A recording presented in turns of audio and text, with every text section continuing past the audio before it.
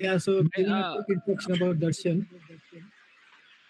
Yeah, Pratham, Go ahead. yeah. So Darshan is a software engineer or maybe a software architect. He's somewhere in the middle in Kindle. So he's doing a lot of things in Kindle. He is like right now handling the entire DevOps pipeline and everything there. So yeah, and also he like teaches about DevOps. He has a YouTube channel also. He might self plug in it in the middle. So I'll also give it a shout out. So yeah, so Darshan will be like telling us about the like beginner level of DevOps and like what do you want to know about DevOps, what you don't want to know about DevOps, why should you use, why should not you use, because there is always not one solution to every problem. So you should like think about it and then see okay whether this solves my problem. So like yeah, Darshan will be covering that, and maybe we'll be with him for like next 1 hour, 1 hour, 15 minutes. So yeah, the stage is to you, Darshan. Give your Darshan. Yeah. So, hello everyone. Hi. Hello. So, as David said, thankfully he gave a very good introduction. I was just scared whether he will say something else about me because we have lots of things to discuss. So, yeah. So, I'm a software engineer at Kindle. To be specific, I'm an infrastructure specialist, but currently I'm into all domains. So, I'm working as a software architect, I'm working as a software developer, as a AI engineer, as a DevOps pipeline maintainer too. So Sakalakala Vallava currently in Kindle. So coming to my expertise is on DevOps and I do freelancing and in training. So I have trained around more than 2000 plus students across Karnataka and Tamil Nadu. Uh, that's all about me. And coming to this topic, DevOps. How many of you guys have heard about DevOps or used to work in DevOps environment? Okay, let me filter out. Like, how many of you guys have worked on DevOps? Okay, only one. Okay, I think most of them have heard about DevOps, but can anyone say what is DevOps? What idea you have on DevOps? Deploying our code like for production. Okay, anyone else?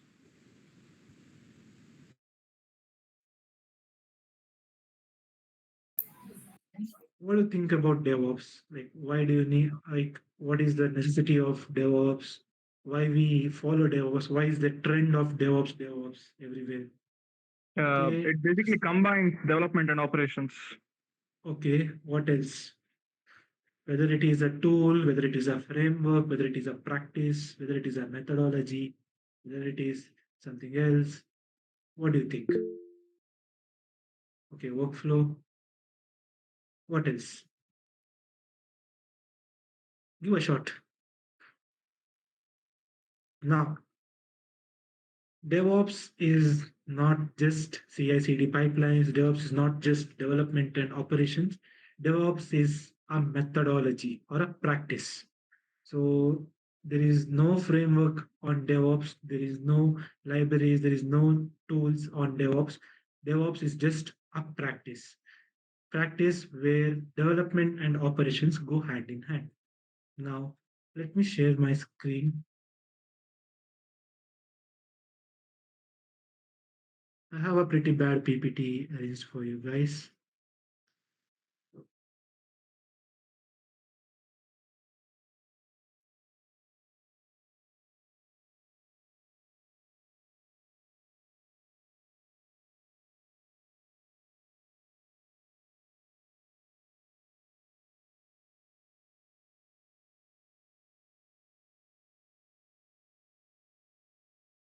Yeah.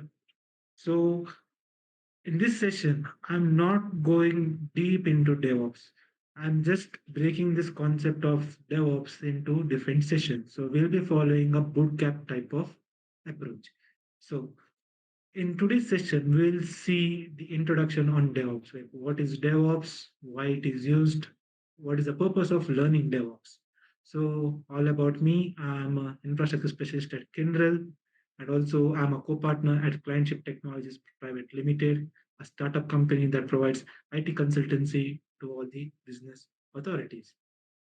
Next, today we'll cover what is DevOps, why do we use DevOps, how DevOps works, DevOps practices, some tools and technologies on DevOps, career as a DevOps engineer, and the future trends in DevOps. Now, let's go before the era of DevOps.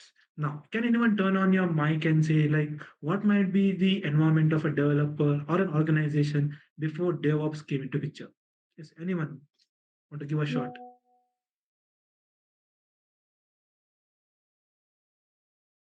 Can you repeat the question? Like what might be the environment, working environment of an organization before the introduction of DevOps? As I told, DevOps is like, as you guys told, DevOps is nothing but a combination of development and operations. I told it's a practice. So what might be the era? I mean, what might be the environment before that? No automated pipelines, so they had to do a lot of stuff manually. Okay, they were automated pipelines. Now, let me give a very simple example. Now, I hope most of them are comfortable with Next.js. Yes. Yeah. Now, what is the first thing you do after you create your some application on Next.js? What is the next step you do? Build. In general, basically, you'll try to deploy it on yourself, correct? Yes. Yes. Yeah. Most of them do that.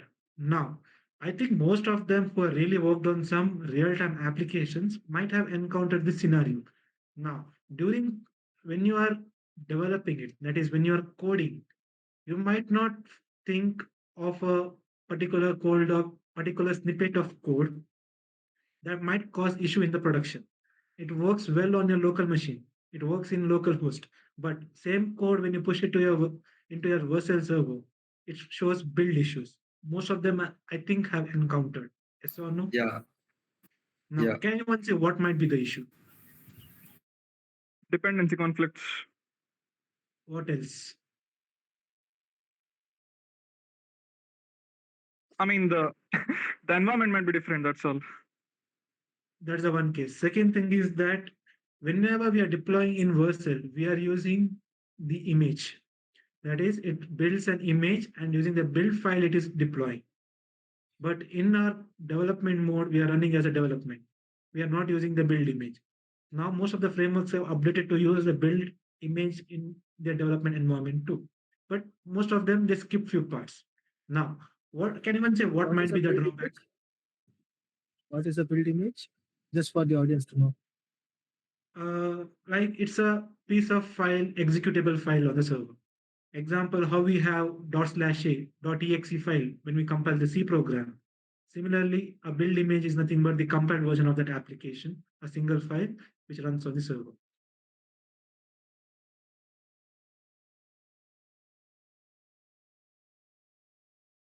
Now, in the now this was the environment in the traditional approach, that is before DevOps. I think most of them have heard about a term called as software engineering, and software engineering is a subject in your engineering if you're doing. Now, in software engineering, we come across some very important concepts like software engineering methodologies and software development lifecycle. Now, in software development methodologies, we are having different types of methodologies. Example, waterflow model, agile model, scrum model, and DevOps model. I hope everyone are familiar with this. Yes? Yes. Guys, give me a minute. Yes. Now, what is waterfall model? Can anyone say here? So as far as I know, you have to specify the requirements beforehand itself, and it doesn't encourage changes once the process begins. Okay. It's linear in nature. Okay. What might be the drawback of waterfall model? Like if you want some changes after the development has begun, it's difficult to incorporate. Okay. Now, before speaking about these methodologies, can anyone say what is a software development lifecycle or SDLC? So this is one of the most famous interview questions whenever you go for an application developer. They'll ask, can you speak about SDLC? So what is this SDLC all about? Can anyone? From ideation till deployment, how the life cycle of a product goes is what SDLC is all about. That's the basic idea of SDLC. Correct. So let me just fine tune it. So in general, SDLC is nothing but from the ideation part of the software to the design architecture, and from design architecture to the implementation, testing, prototyping, deploying, monitoring, and maintenance. This entire life cycle is called a software development life cycle. How the software is developed from planning stage to the deployment stage. And again, it is an iterative cycle. Clear? Now, in waterfall model also uh, follows some software development life cycle. So what is the first step in waterfall model? We go for planning or resource gathering. Now, what do you mean by resource gathering or requirements gathering? We'll gather all the requirements required to develop the software. That is, now if I speak about event management website, now what do I need? So I need to have a landing page. I need to have authentication. I need to have a module where I can handle the event registrations, etc. So those are all the requirements. Now, in corporate, everything is common in the sense whatever flow we have in waterfall model, those flows are same in all methodologies and in all implementations too. Now, first, the company, the management team, they'll gather the requirements from their customer. Now, after they gather the requirements from the customer, they will fine tune the requirements. That is, they'll segregate the requirements into two things, feasible one and non-feasible ones. The feasible ones are the ones that are being developed by the developers. Now, after they conclude with the feasible requirements, what they will come up with, they'll come up with something called as SRS. Have you heard about the term called as SRS? Anyone? Software requirement specification. Correct. Now, what does this software requirement specification have?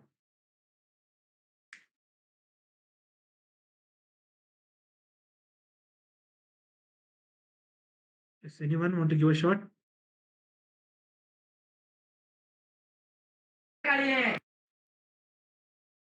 Now, SRS is a document where all the requirements, all the specifications are mentioned detailedly in that document. That is, now if I say about an authentication module, in the SRS, they will mention I need to have some functions called as login. Okay. So there they won't describe what system are supposed to do, but they'll say what are the things that are required for the system. Now, coming back, in the SRS, I have a module called as login for my current, which is the current requirement. In that, I will mention in detail what are the steps I need to follow in the login module. Example, I need to validate the request. What is the format? What should be the format of the request? Everything in detail is mentioned in that. Now, this SRS is passed down to something called as system design stage. That is where your software architect and system designers come into picture. Now, what they do is they will deduce an architecture or a system design architecture diagram for that software referring the SRS. Is this clear? Now, can anyone say what does this system design architecture diagram will have? Anyone? The high level components. Okay. Now, system design architecture comes in two ways. One is high level diagram, and the second one is low level diagram. Now, if I want to speak about this, I hope everyone are aware about how a building is built or how a house is built from a civil engineer. So they will have two types of mappings or two types of, we can say it as nakshe. One for common user one for an engineer. We can see it as a blueprint design, layout designs. Now, for a customer or a user, we'll have a very less information about that layout or a blueprint. That is, we'll just give a necessary information. We won't include each and every information, like what is the width, what is the beam size, what is the weight, everything we won't mention. We just say what is the length, breadth, what is the square feet area, that's it. But same blueprint, if I speak about a civil engineer, he has a blueprint which has in-depth detail.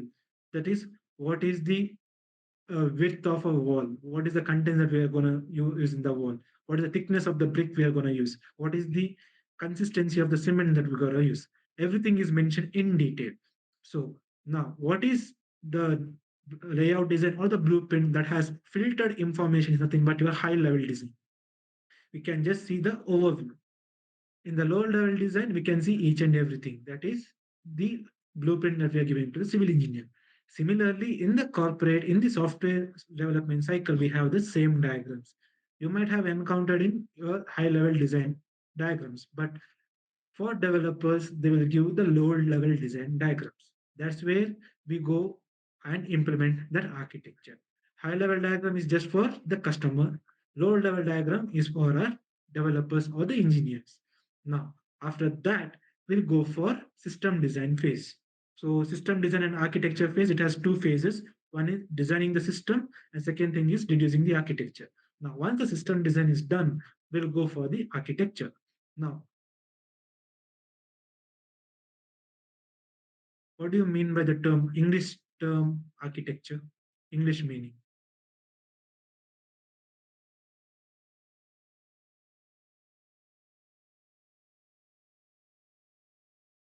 Now, whenever I speak about DevOps, I'll be using some terms like artifacts, infrastructures, architectures. Now, can anyone see the difference between an architecture and an infrastructure?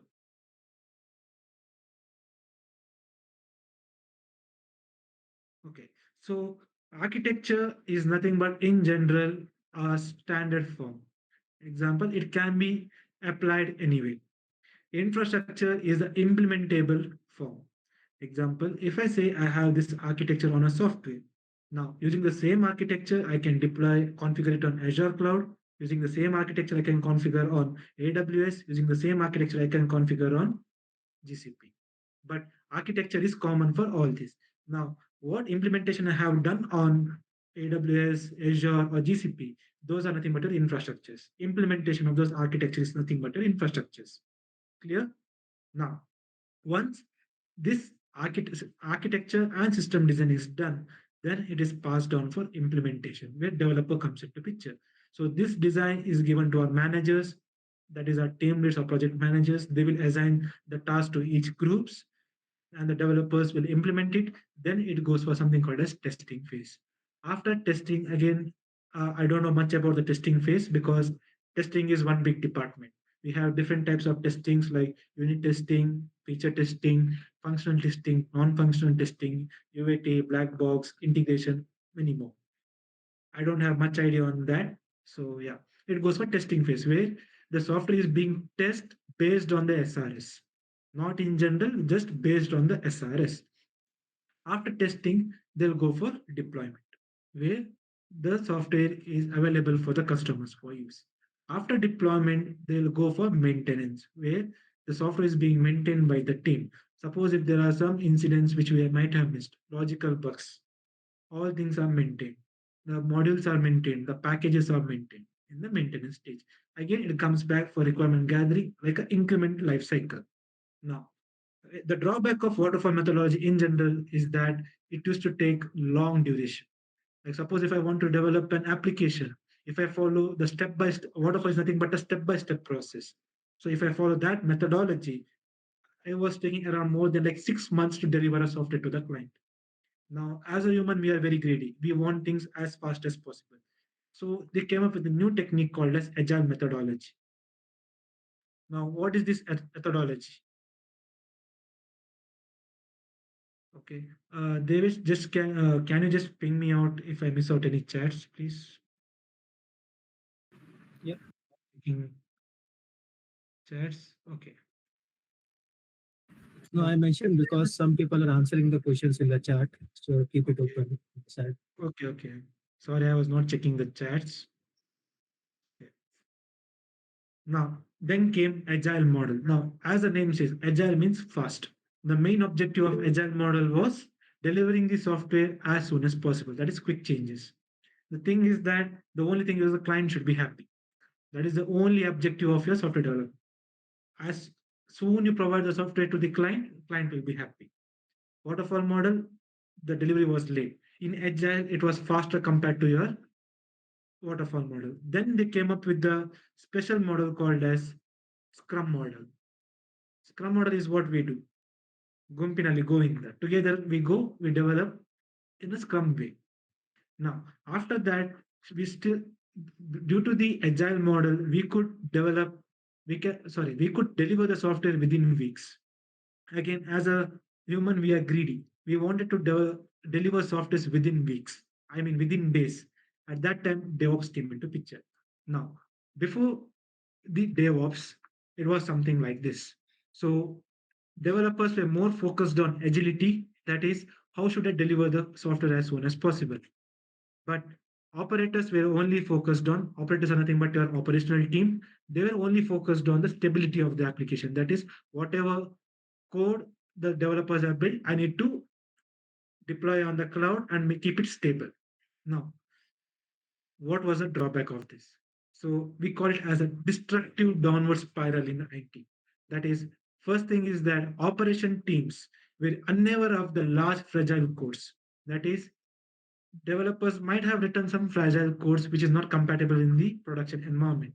And this operation team are totally unaware of it. Second thing is that project managers, they don't know how things are coming up. They are giving unrealistic commitments. Example, how many of you guys are freelancing here? So those who are freelancing, those who have interacted with the clients, they might be knowing. Like client will have like just 5,000 budget and they're expecting the work of 10,000. As a developer, we know how difficult it is, but for them, they don't. Similarly, the project managers at that time, they didn't know the complexity of the development. So, and they were promising unrealistic commitments. Second thing is the developers. Now, developers were taking shortcuts because they don't know what happens in the productions. They're like, kuch bhi ho jaye, baad mein dekh lenge. First, we need to finish up our task. If it fails in the production, we'll see in later. So they started to put more and more fragile code. That's what we do, right? In our major projects too, or in our many projects. We just show them on local host. But same code, if we try to deploy fails. At that time, we'll get to know what things are actually happening. Same way the developers did at that time. Then there was a constant war between this development team and operational team. That is, it works on my machine. So to solve all these problems, DevOps came into picture. We call it as DevOps principle. So it solved things in three ways.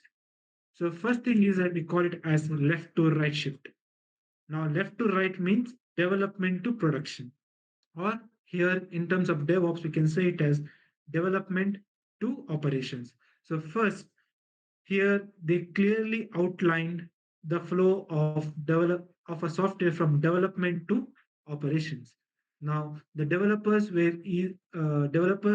were got a chance to see how exactly their code is moving. That is, they were introduced to something called as SCMs, source control management.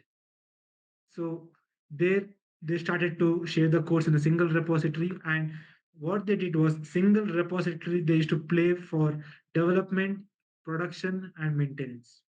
So the developers got multiple environments in one single repositories, and QA teams were introduced as soon as possible in the software development lifecycle because all the environments are included in only one repository. Now, since the work is planned and visible, that is what environment, what code is there, it is easy for the team for to go ahead with each release. That is determinism in release.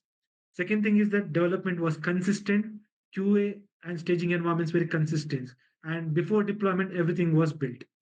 Second thing was like it led the way to decrease the cycle times and gradual changes. That is, Once after I code and commit to the GitHub or any of the source control tool, then after failing in the production, I'm getting to know. But now it has reduced. Next, in the second way, it's like a feedback loop where the operation team is giving feedback to the development team. So the ideology is improving your daily work is more important than doing daily work. So again, I took from Jenkins. Now here, whatever issues the code faced on the operations were looped back to the developers. That is, more and more problems were given back. Like instead of hiding things, it was directly thrown for the developers. That is, we call it as postmortems. Developers were debugging why it happened rather than sitting quiet. Now here we introduced something called as reusable operations. That is, same code, fix it and use the same resource. Now most of them might feel these terms as bouncers or this concept as bouncers, but this is how things work. Because the primary requirement of DevOps is that you should have an idea about development and deployment, how you can deploy a software and how you can deploy it on the cloud. So if you have that idea, only then you can understand DevOps. Then they introduce something called as monitoring and metrics. That is, what is the metrics of an application in each cycle? That is, on each commit, what is the metric? Everything was monitored. What is the security flaw? Everything was monitored from the operational teams, and it was given as a feedback to the developers. So the developers can look into it, consider it, and develop properly. So due to this, there was a streamlined communication and coordination between the developers and operations. Before there was no streamlined communication, but now everything is streamlined. Next, the third way is that the continuous experimentation. That is, okay, let me see what happens for this code snippet. If it fails, then I'll fix. Before, people were not thinking of, okay, let me try an experiment. Let me try other possible way. That exploration was not there because, again, the infrastructures were expensive, maintenance was expensive. So there was no room for exploration and experimentation. But now here the culture changed. Now, in the time of DevOps, cloud god came into picture. Here, everything was cheap, comparatively cheap than the normal traditional ways. And here it opened a chance for your experimentation. Now, developers got a chance to see what happens to their code snippet in each commit, whether this will break in the production or not. Rather than waiting for the entire release, before that itself, they were getting to know. Same thing what we get in our version. So that's how DevOps solved everything. Now, key areas in dev. First thing is that reduce organization silos. That is, everyone is sharing the ownership of the repository. Second thing is that everyone is having the information about the application. That is, how many stages are there? What is the status of the application in the current environment? Which feature is being released? Which commit is under production? Everything is known to all. Second thing is that people were okay to give frequent deployments. That is, before every deployment used to have once in a month or once 6 months or once in a week. Now it is okay to deploy every feature or every commit within a minute. Second thing is that, third thing is that since we have introduced metrics and evaluations, monitoring systems, everything is measured with respect to commits. So now developers can visualize all these monitoring systems, all these metrics of their software and accomplish in their code. Second thing is that accepting failure was easy.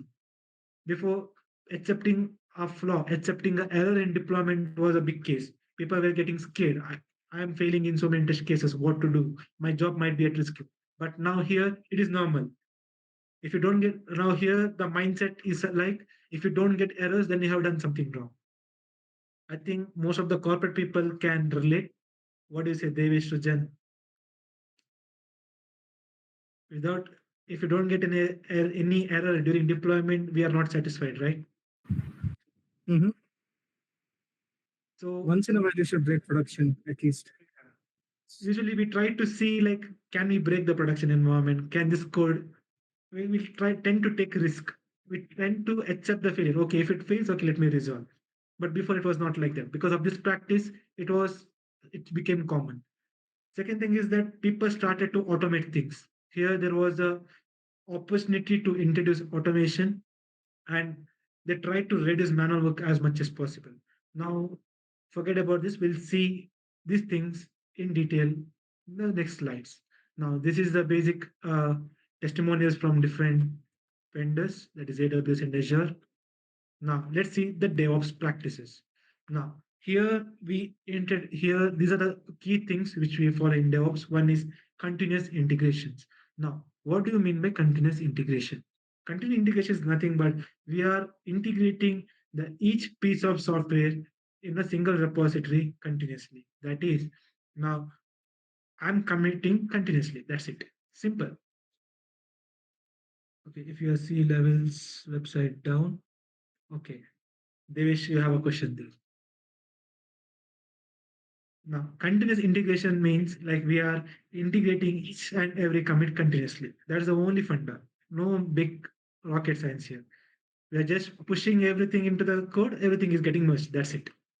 That is nothing but a continuous integration. Now, there's again some things, some factors which we have to keep in mind when we go for continuous integration. Now, if I said that, it might be a big bouncer to you. So that is the reason I'm just keeping it very general. Because again, I told this is a boot camp. DevOps is a very big concept. DevOps is a practice which we need to implement while we are developing an application. So before that, we need to know some of these key terms.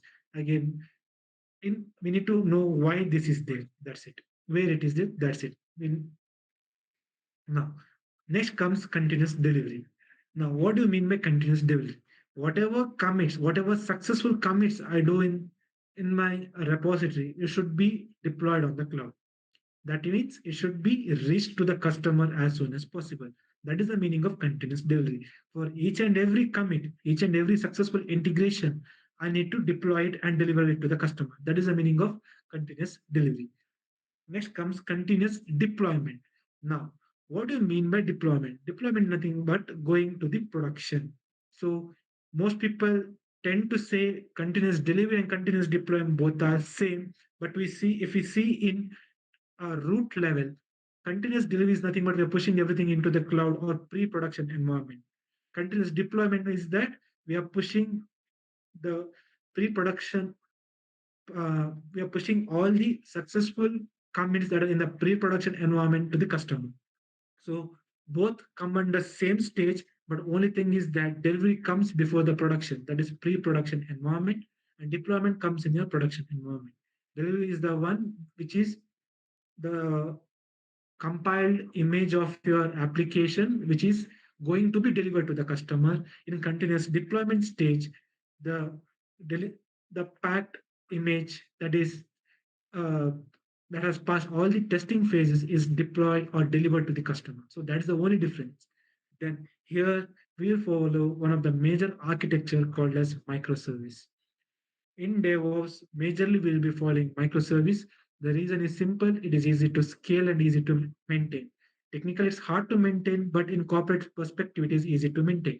I will say why this microservice is best fit for DevOps in the upcoming slides. Next, we have something called as infrastructure as code. In the previous slide, we have seen a term called as pipeline. Again, I'm not stressing out the word pipeline now because pipeline is a to understand a pipeline, there are multiple things we need to understand. That is the reason I have not spoken about pipeline. But yes, in the coming slide, I'll be coming across the pipeline. Now, infrastructure as code. Now, if it's since I told DevOps came in that era of cloud, so cloud was offering three services. That is software as a service, platform as a service, and infrastructure as a service. Now, in infrastructure as a service, everything we need to configure, all infrastructures we need to configure manually in the cloud. But in DevOps, through the concept of pipeline, we introduced something called as infrastructure as code policy, where the infrastructure is written in terms of code. So when this code was compiled, automatically the cloud was initializing all these instances. So that helped in something called as configuration management and policy as code. Again, don't worry on these two terms. These two terms comes under something called as cloud. Next comes cloud infrastructure. Now, since I told DevOps culture came in the time of cloud, so it provides more flexibility, more scaling, and tools for organization to implement. Next comes is the continuous monitoring and logging. So in DevOps, I told we have a part to implement the metrics and monitoring services. So through this, we were continuously monitoring our application in each commit. So that help the user and the product managers to monitor their application. So these are the key things that where DevOps came in, helped a lot, and these are the key things of DevOps practice. Now we'll see the DevOps tools and technologies. So this is the beautiful infinity diagram of DevOps. So whatever I told before was just to give an overall idea about DevOps.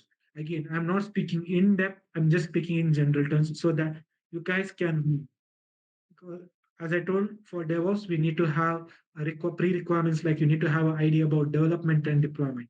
Those who have that idea, they can relate. But those are new to it, try to relate. Simple. Now, the first thing in this DevOps lifecycle, the first stage is planning stage.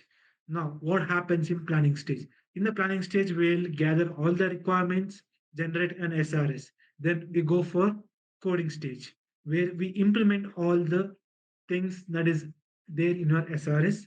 Then we go for build stage. Build stage is nothing but where we are compiling everything and putting together.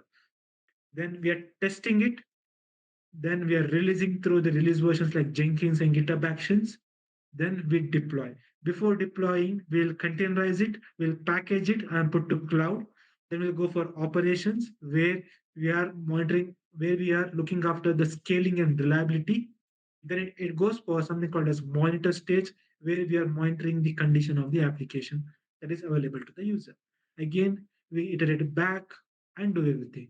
Now, before we speak the tools about this, first thing we need to keep in mind is that we'll be using something called as centralized code management, that is GitHub or GitLab. uh, I hope everyone are comfortable with Git. Okay, now can anyone say why Git was introduced?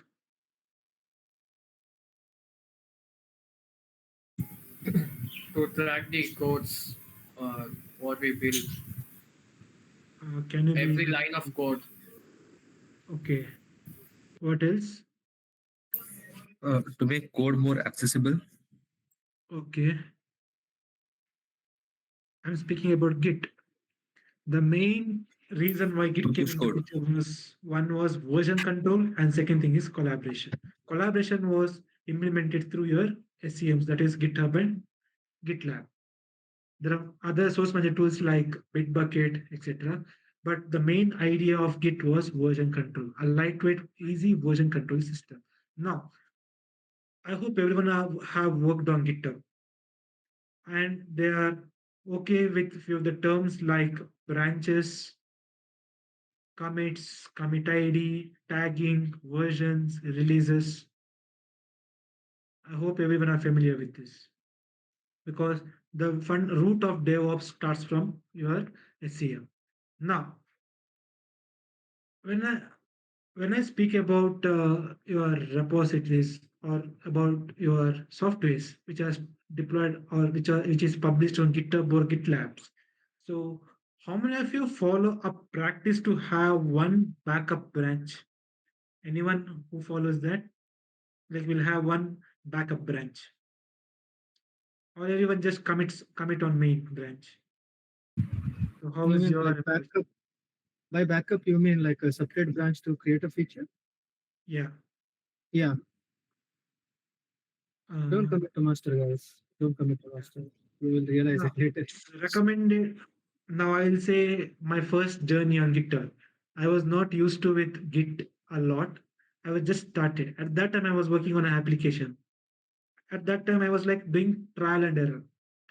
What I was doing was I was having two folders. One was working and one was testing. I mean, like development one, where I used to play. What I was doing, once the trial work is done, if it is working completely, then I'll copy paste the entire contents and store back in the fully backup one. I used to do that. I hope most of them have done that. So yeah, at that time I was unaware of this branching techniques. Then I got to know about branches. Now instead of copy pasting, what I did was all the testing ones, all the trial and errors, I was pushing to one branch called as dev branch, and then if everything was proper, then I was merging it to main branch. Now suppose if dev branch I mean suppose the code base in the dev branch is corrupted or breaks in the middle, I have a backup from main branch. So that's how I started to use these branches as a backup.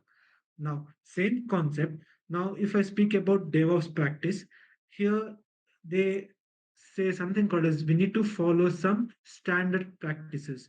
That is, we'll have one branch. We are not supposed to directly commit to the main branch.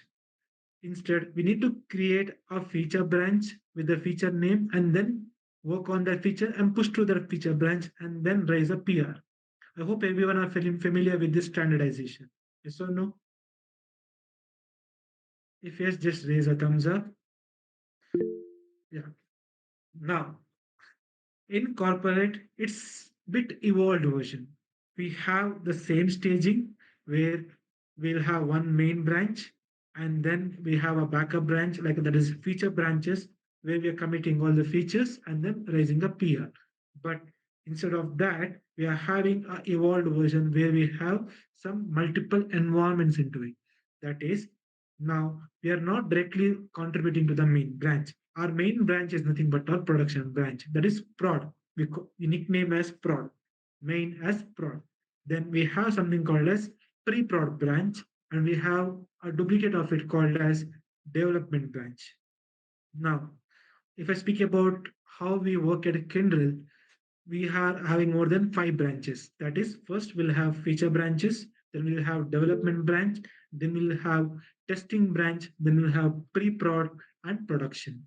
Now, the flow cycle is same.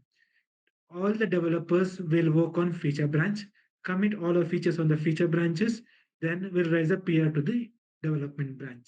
Once everything is working fine in the development, then we go for we'll raise a PR to the testing branches, where testers will perform testing.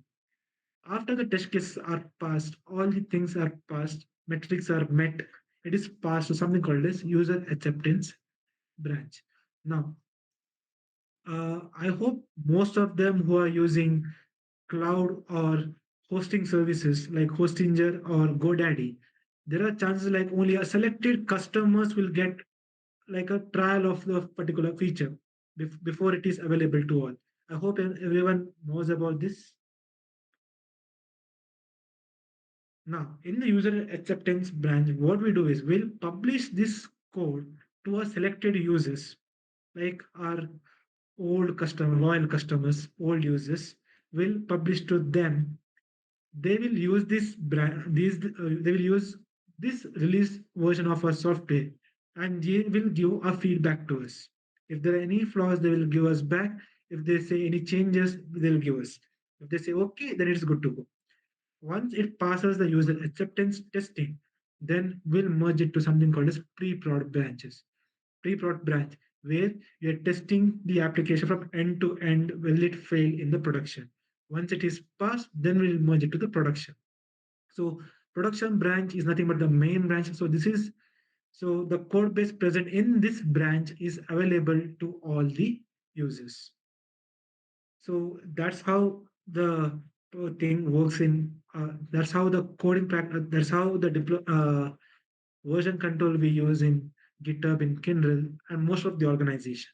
So DevOps is linked with that. In the coding stage, we'll have branches, and that branches is merged, and all those features will trigger a pipeline that is a build stage. It will build or compile the software.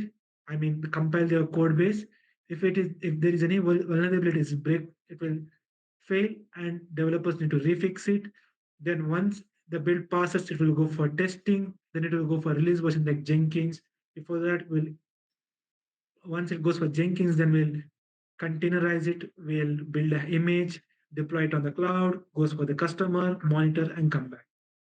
So that's the overall idea about DevOps. So don't worry, in-depth implementation of DevOps we'll see in the further sessions.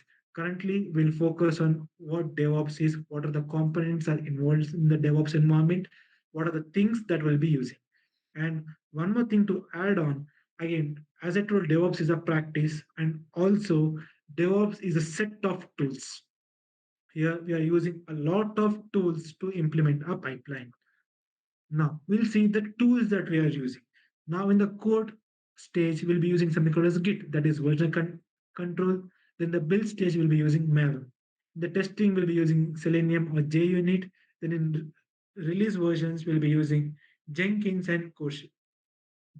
Currently, will be most of the organizations, including Kindle, has moved to GitHub Actions. Now we are not using Jenkins. Jenkins is outdated.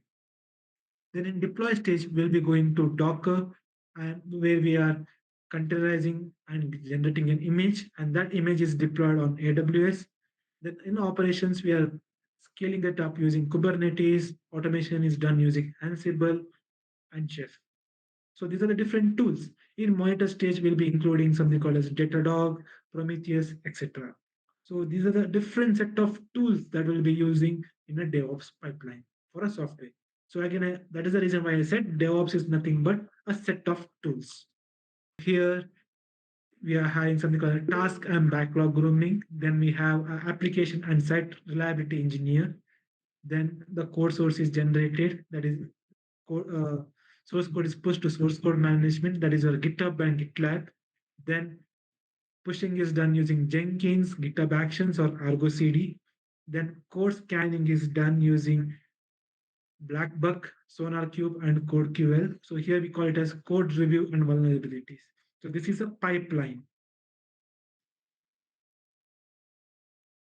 So the red dabba, what you can see is a continuous integration pipeline, and the bottom one is continuous deployment.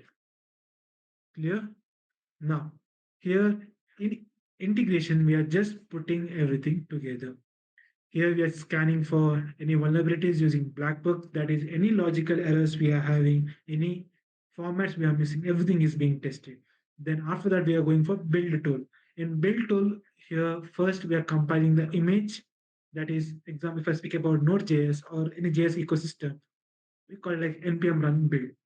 Once that image is done, we'll scan that image first, then we'll containerize in Docker, and we'll generate a Docker image, and we'll scan the Docker image using Docker Scout and store it in something called as Artifactory. That is basically we use some ACR, that is Azure Container Registry, majorly to store the image, and that image is being pulled by the test stage and done for testing. Then we'll do something called as version tagging, and we'll versionize it and we'll release. All our and release is done using our GitHub Actions, and all our secrets are stored in something called as world, HashiCorp world, and then it is given to prod. In prod, we'll go for operations, we'll be see for scaling, and then we go for monitoring. Here it has a complete picture of how a CI/CD pipeline works. Again, most might get confused, but we'll see in depth in the next sessions where we are doing the implementation part. So suppose I'll say from dev environment. Now here I have a feature I have pushed to my source code.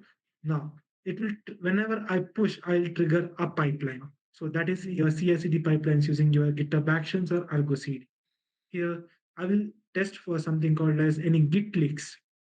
So what do you mean by Git leaks? Here I'm checking whether I have revealed or any of my environment variables, my secrets in the code base. If it passes, then it goes for linting stage. Once the linting is done, it will go for your build stage, that is compile stage.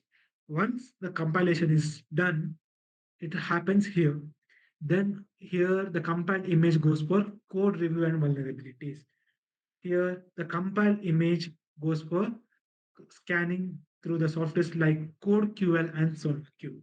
CodeQL scans any logical and security vulnerabilities in the code. That is why we use CodeQL. That is where we use automation. In SonarQube, here the project manager will build some catalogs. That is, I will say, I need to follow a functional programming approach in my coding. So I'll have a service catalog in that mentioned in the SonarQube.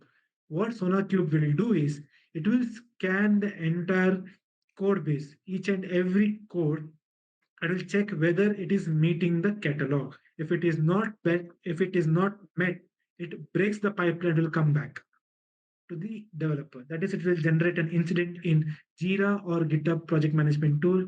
Again, dev teams will get the feedback. They need to refix it, redeploy, repush it. Again, the same thing happens again and again. Once all the vulnerabilities are clear, then it goes for your containerization. That is image building using Docker. So once the image is built, again that image is being scanned using some tools. So basically, majorly we use Docker Scout to scan all the images, Docker images. Once it is done, we'll push it to Docker Hub or ACR. As a nav developer, we always tend to push it on Docker Hub, but it's not, as an organization, we don't push it on Docker Hub. We push on our own private hosting or on our Azure clouds. Majorly, we'll be using ACR, Azure Container Registries, to store all our images. And images are stored in versionized format with labels and tags. Again, these two are big concepts. Again, what do you mean by tags? What do you mean by versions?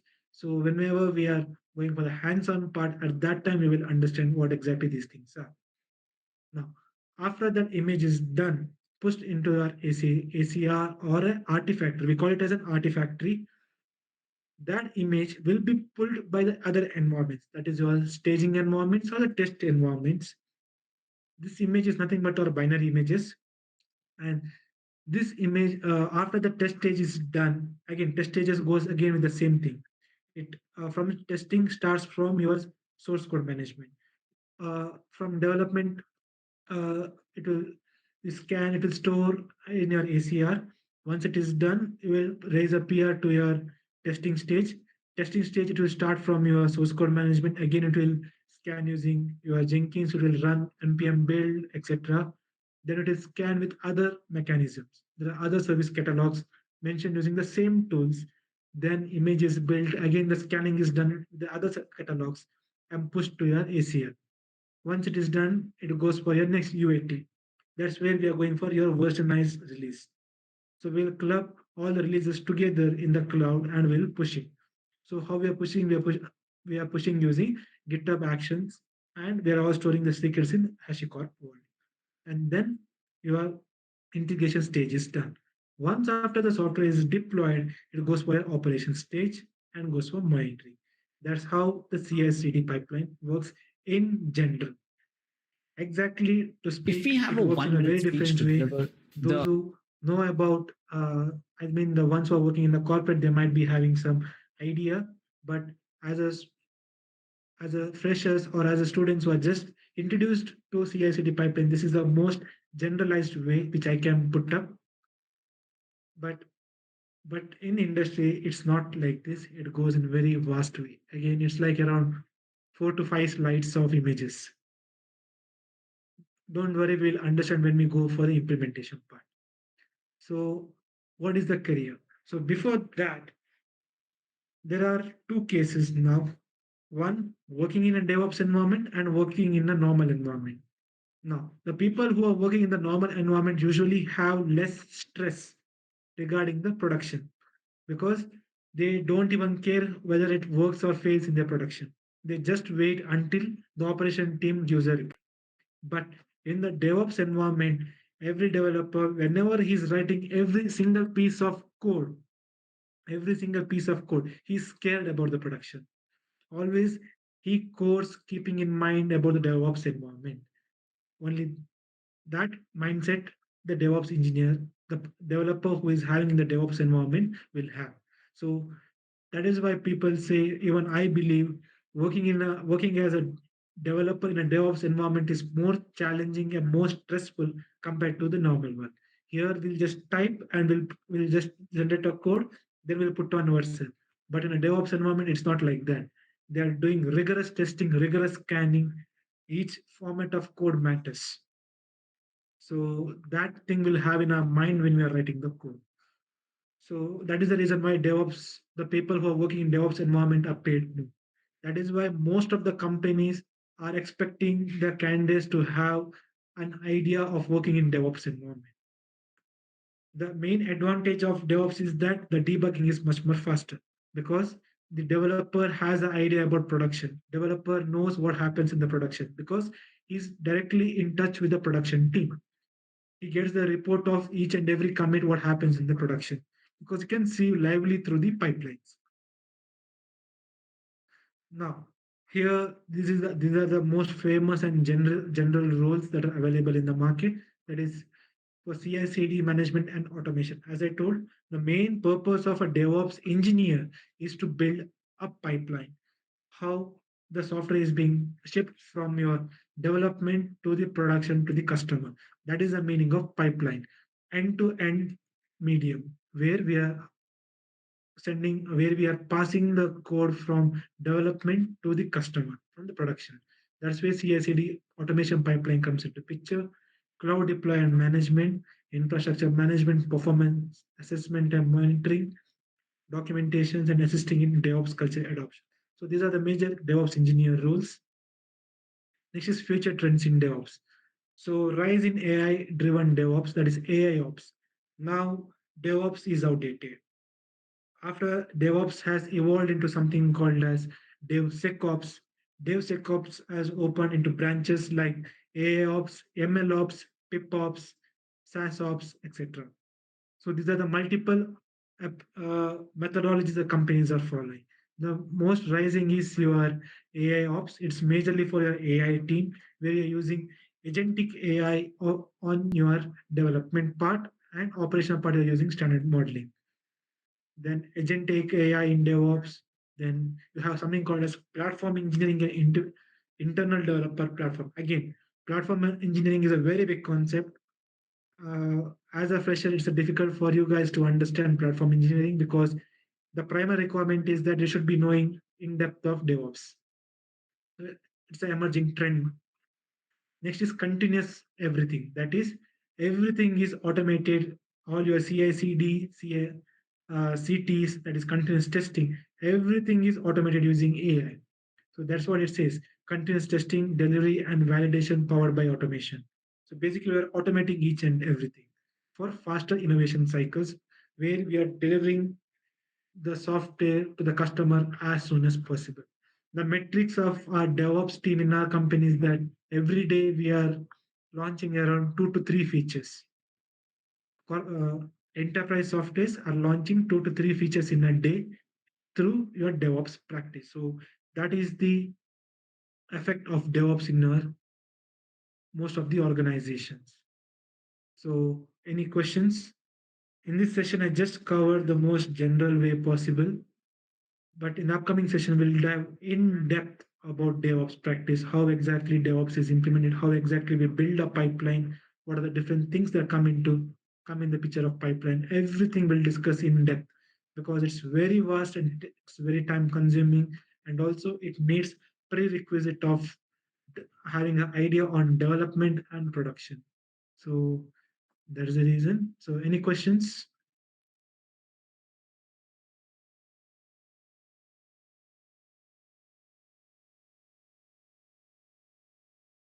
Guys, any questions? I know most of them might have felt like a bouncers, but yeah, concept is a bouncer, so we need to adapt to it. So anyone is having any questions like what might be the things? Yes, they wish, as expected. Yeah. What is DevOps? Can you explain it like I am 5 years old? What is DevOps. Explain Okay. it to me like I am five. Like you were? 5 years old. Okay. So DevOps is nothing but a combination of two things: operation development and operations. That is, you are having a friend who is both kalla and healthy.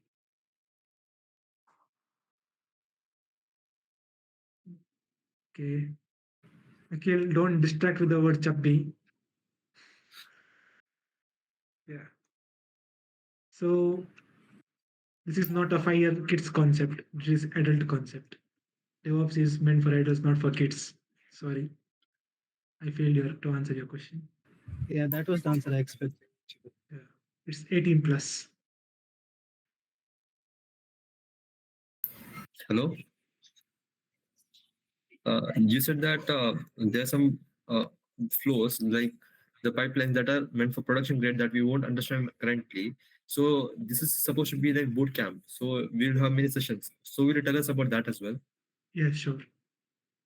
Because the picture which I showed, the standard pipeline which we use for Mercedes, there I just showed the pipeline from development to testing, but production pipeline I didn't represent because it is one thing, it is confidential and there are multiple things involved in it.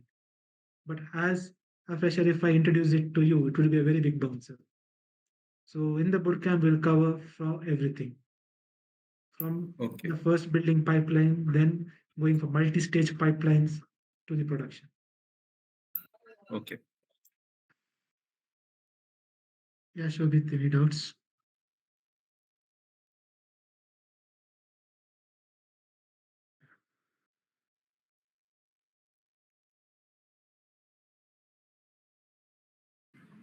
Can And you give some also, experience?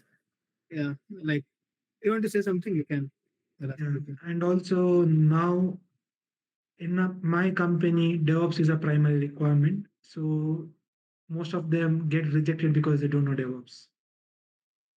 Here, like we have a metric saying that only if you know DevOps, then you are welcome into our team.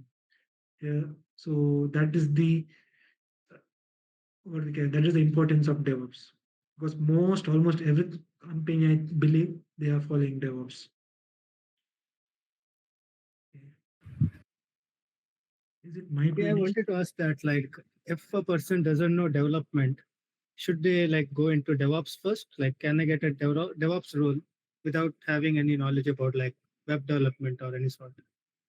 Okay, so the main requirement of DevOps environment is you should be having a primary idea about how to use with your version control tools because uh, majorly we majority of the part comes from your version control because I told that we'll be using something called as tagging versions, etc. So first requirement is that you need to be good at version control tools. Second thing is that you should have idea about development. Directly you can't jump into DevOps because this is from my personal experience. First I claimed that I know DevOps, directly jumped in the DevOps environment and I failed because the reason because I had an idea about development, but I didn't know how exactly testing is done. I only knew something called as JTest, just for testing JavaScript libraries. But how exactly it is being tested, how exactly the features are being tested, how to meet the standards, I didn't know it. At that time, we development you should be knowing an idea. Second thing is that you should be capable of developing stuff which are based on the requirements. There are some like standard requirements in the sense like standard methods or approaches we need to follow. We need to develop accordingly. Without knowing anything, I think you can't enter into DevOps. Just knowing web development, you can enter, but it might in the initial stage it might be difficult. But knowing the development concepts like developing based on the requirement, playing with the version control system, yes, that will be easier for you guys to enter the DevOps. So these two are the main things to enter into DevOps.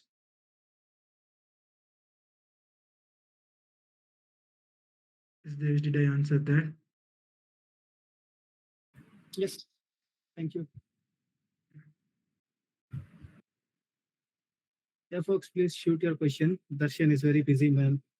He won't be available like this every time.